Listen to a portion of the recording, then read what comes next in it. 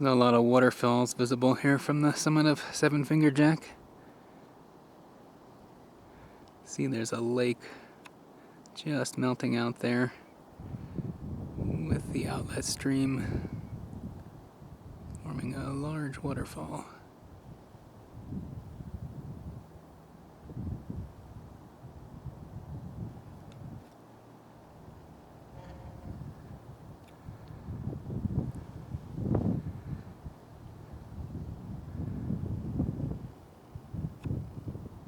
Several more over here.